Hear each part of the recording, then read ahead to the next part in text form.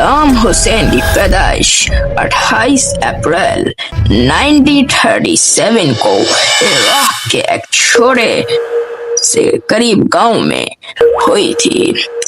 उनका पूरा नाम था सद्दाम हुसैन अब्दुल मजीद तिकरत था।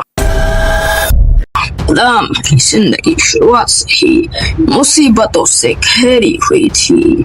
उनकी पैदाइश से पहले ही उनके वालिद की मौत हो चुकी थी और उनके बड़े भाई भी कैंसर से इंतकाल कर गए। उनकी वालिदा सुबह तुलफ इतनी गहरी डिप्रेशन में चली गई कि उन्होंने बच्चे को गोद में लेने से भी इनकार कर दिया। सद्दाम को उनके मामा खैरल तलफ के पास भेज दिया गया। जब सद्दाम 3 साल बाद अपनी वालिदा के पास वापस आए तो उनकी वालिदा ने दूसरी शादी कर ली थी। उनका सोतेला बाप इब्राहिम अल हसन एक बेहद सख्त और सालिम आदमी था।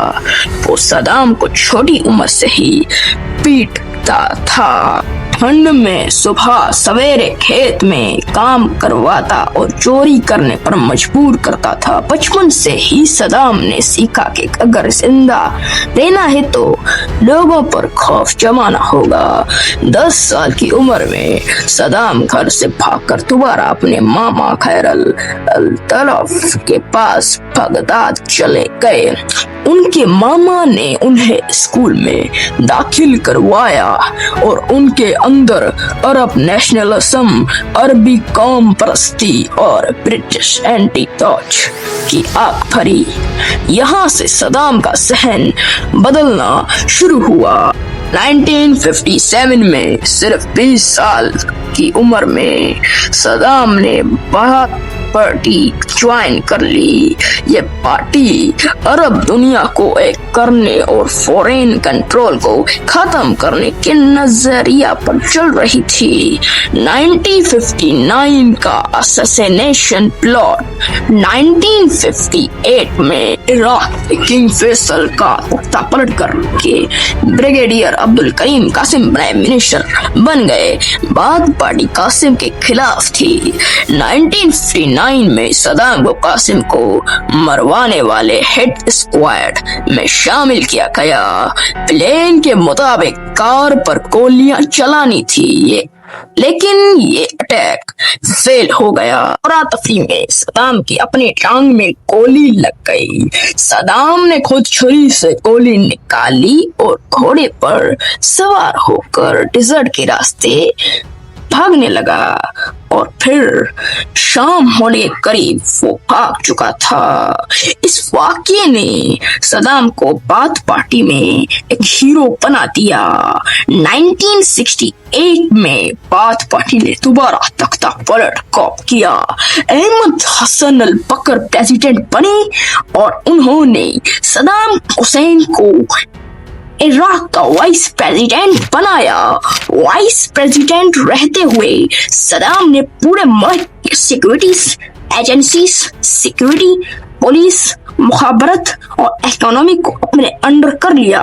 1972 में सद्दाम ने इराक की ऑयल इंडस्ट्री को नेशनलाइज कर दिया। मुल्क में बिलियंस ऑफ डॉलर्स आए जिससे रोड्स, हॉस्पिटल्स और स्कूल्स बने। आम लोग सद्दाम से खुश थे लेकिन पर्दे के पीछे सद्दाम अपनी जाती डिक्टेटर फोर्स तैयार कर रहे थे।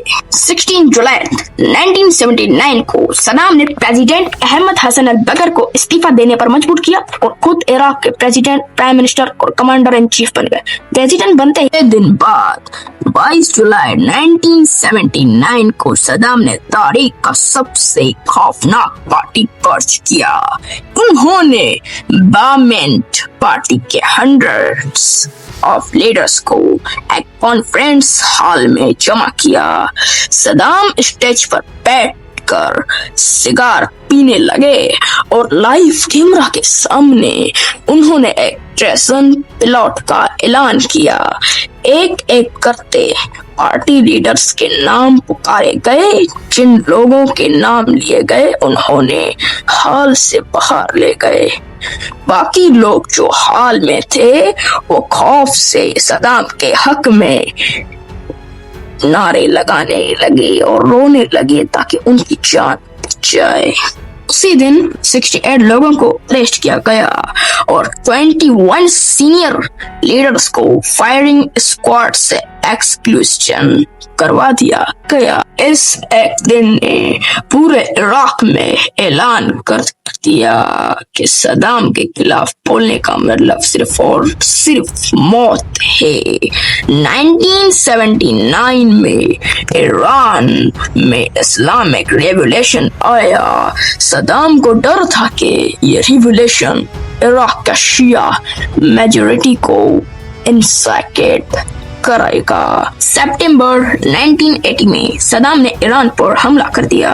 ये जंग 8 लंबे सालों तक चली। वेस्टर्न पावर्स और अरब मुल्कों ने सदाम को वेपन्स और फाइनेंशियल सपोर्ट दी। इस जंग में 1 मिलियन 10 लाख से ज्यादा लोग मारे गए, लेकिन ना ईरान जीत सका ना इराक, दोनों मुल्क तबाह हो गए। जंग के आखिरी साल में सदाम ने इराक के कुर्द माइनॉरिटीज पर गद्दारी का इल्जाम लगाया। मार्च 1980 में इराक की मिलिट्री ने हल्ला बजा शहर पर मस्टर्ड गैस और सैरिन गैस से केमिकल अटैक किया। सिर्फ चंद घंटों में 5000 से ज्यादा बेगुनाह कुर्द शहरियों, जिनमें औरतें और बच्चे शामिल थे, की मौत हो गई। यह 20th सेंचुरी का एक बेहद खौफनाक वार क्राइम था। ईरान जंग के बाद इराक पर $80 बिलियन से ज्यादा का कर्जा हो चुका था। सदाम को पैसे की जरूरत थी। उन्होंने अपने पड़ोसी मुल्क कुवैत पर इल्जाम लगाया कि वो स्लैंड ड्रिलिंग के जरिए इराक का ऑयल चुरा रहा है और ऑयल प्राइसेस को कम कर रहा है।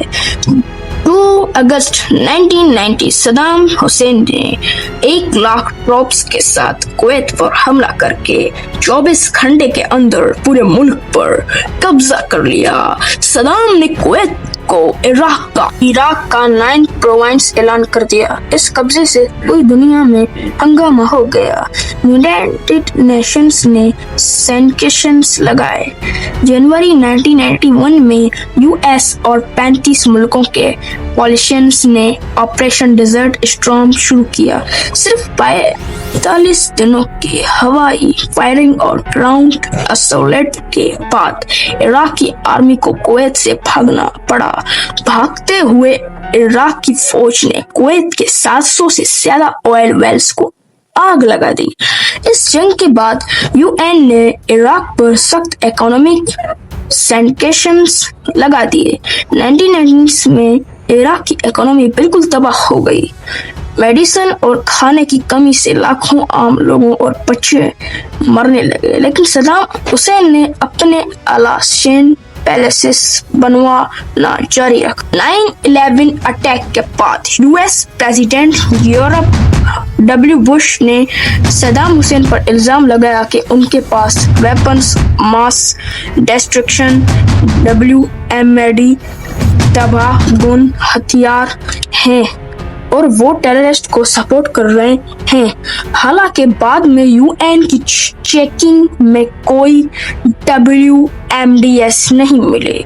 मार्च 2003 यूएस आर्मी ने इराक पर हमला कर दिया। सिर्फ 3 हफ्ते के अंदर बगदाद 9 अप्रैल 2003 को फिरदौस स्क्वायर पर सदाम हुसैन का 20 फुट ऊंचा स्टेट करा गया, जो उनके 24 साल के राज के खत्मे का निशान था। जुलाई 2003 में सदाम के दोनों बदनाम बेटे ओदे और कोसे यूएस मिलिट्री मुकाबले में मारे गए। सदाम खुद गायब हो गए। 13 दिसंबर 2003 operation Red Dawn US special force ने सदाम को उनके गांव एडवर्ड टिकरथ के पास से गिरफ्तार किया। एक वक्त से का सबसे पावरफुल डिक्टेटर एक 8 फुट गहरे छोटे से गड्ढे स्पाइनल होल में छुपा हुआ मिला। उनके पास पिस्तौल था, लेकिन उन्होंने गोली नहीं चलाई। Trial and execution. صدام پر 1982 کے دوجیل میسیکر 148 شیعہ لوگوں کے قتل کا ٹرائل چلا گیا. 5 نومبر 2006 کو عراقی اسپیشل ٹریبونل نے انہوں نے پھانسی کا سزا سنائی. 13 دسمبر 2006 عید الاضحیٰ کے دن بغداد کے قدیمیہ ملٹری بیس میں صدام حسین کو پھانسی دی گئی. ان کے آخری الفاظ کلمہ طیبہ لا الہ محمد رسول اللہ تھے. صدام حسین کی زندگی ایک ایسی داستان ہے جو ہمیں سکھاتی ہے کہ بے لگام طاقت، خوف اور ظلم کا انجام ہمیشہ تباہی پر ہی ہوتا ہے. عراق جو مڈل ایسٹ کا سب سے امیر اور پڑھا لکھا ملک بن سکتا تھا، وہ جنگیں اور ڈکٹیٹر کی حواس کی وجہ سے ڈیکیڈز پیچھے چلا گیا. کو یہ ہماری ویڈیو پسند آئی تو ویڈیو کو لائک کریں، کمنٹ میں اپنی رائے دیں. ملتے ہیں اگلے ویڈیو میں. حافظ.